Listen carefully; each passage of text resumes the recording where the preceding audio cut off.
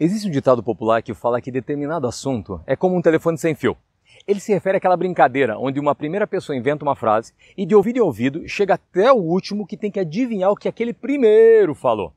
Claro, nunca ninguém repete a frase corretamente. Ou sempre está tirando ou sempre está pondo algum ponto. Então, veja só. Eu sou Eduardo. Você está no canal Somando Mentes. Aqui nós utilizamos a Bíblia, junto com notícias, com contos, com histórias, buscando respostas que nos ajudam a viver e sempre nós compartilhamos. Voltando ao assunto. Vivemos em uma época de replicar informações, histórias. E infelizmente, muitas delas são conhecidas como fake news. Em 2018, o Instituto Mundial de Pesquisas divulgou um estudo intitulado Fake News, Filter Bubbles, Post-Truth and Trust, que diz assim, notícias falsas, filtro de bolhas, pós-verdade e verdade. Esse levantamento fala que 62% dos entrevistados do Brasil admitiram ter acreditado em notícias falsas. Esse número é acima da média mundial, que é de 48%. Um outro estudo, consultado em junho de 2020 pelo relatório de notícias digitais do Instituto Reuters, ele vai trazer um outro dado bem importante. Ele mostrou que o WhatsApp é a principal das redes sociais de discussão e troca de notícias no nosso país Brasil, perdendo apenas para o Facebook. Só que o levantamento apontou que 48% dos brasileiros que participaram da pesquisa usam o aplicativo como única fonte de notícias, número bem superior comparado ao índice de países, por exemplo, como Austrália, que é 8%, Reino Unido, que é 7%, Canadá, que é 6% e até os Estados Unidos, que é só 4%. Ou seja, é importantíssimo termos várias fontes de notícia para saber qual é a verdadeira. Ou seja, trazendo para o nosso contexto bíblico, então, eu vou te dizer o seguinte, o apóstolo Paulo elogiou um grupo específico de pessoas, intitulados de bereanos, e são mencionados duas vezes lá no capítulo 17 do livro de Atos. Veja só, isso aconteceu quando o apóstolo Paulo, Silas e Timóteo estiveram em uma cidade chamada Bereia, durante a segunda viagem missionária. Eles foram muito bem recebidos nessa cidade, sendo que os bereanos examinavam as escrituras para ver se as pregações de Paulo eram realmente verdadeiras. Exatamente! Veja o que está escrito lá em Atos 17, versículo 11.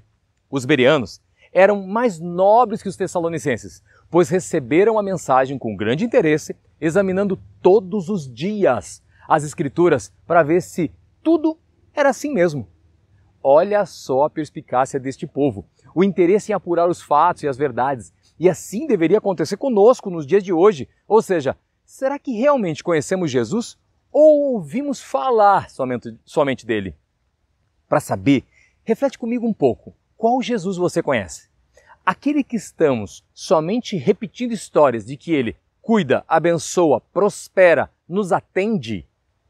Mas veja, se for assim, aqui eu não sei se você já percebeu, é como se o centro da história fosse eu e você, com os nossos planos, com os nossos sonhos, com os nossos projetos, com os nossos desejos.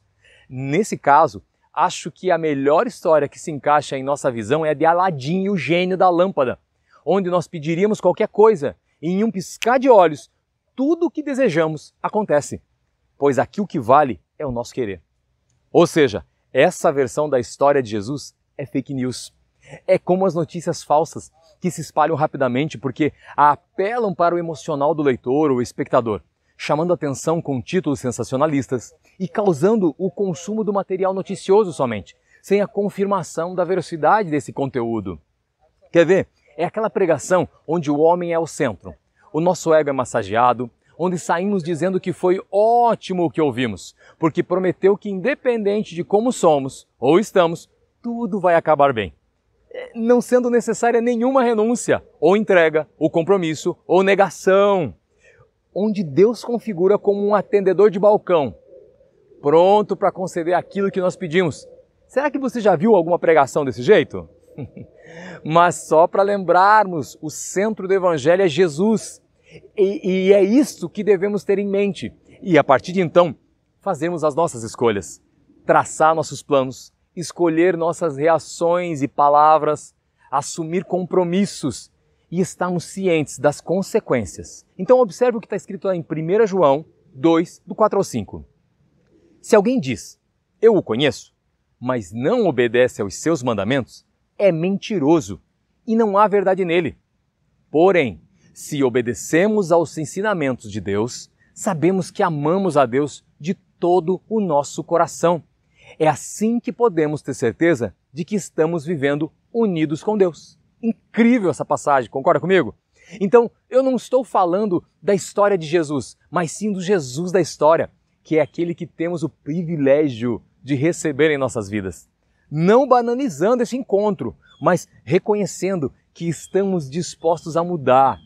Tem uma frase que diz assim, olha só, arrependimento não é quando você chora, mas é quando você muda.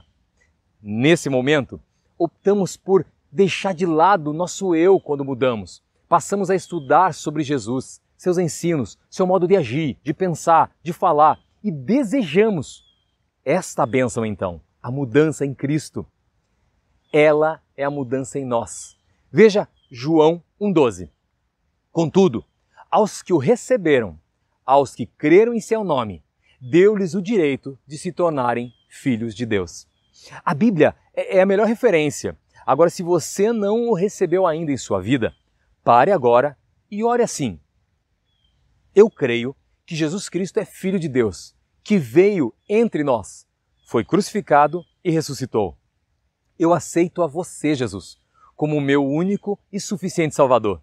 Eu nego todo envolvimento com outros deuses, ídolos e entidades.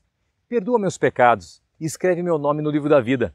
Em teu nome, Jesus, eu oro e agradeço ao Pai. Amém. Feito isso agora, ou já tendo feito isso antes, no mundo espiritual algo mudou drasticamente, porque você se propôs a conhecê-lo, a segui-lo e a obedecê-lo. E como consequência, já pode fazer o uso de outro ditado agora na sua vida. Você e Deus são sempre maioria.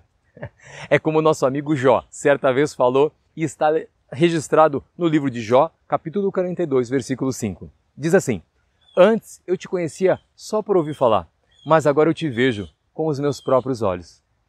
Pense nisso, leia a Bíblia, liberte-se. Deus te abençoe. Até o próximo vídeo. Tchau!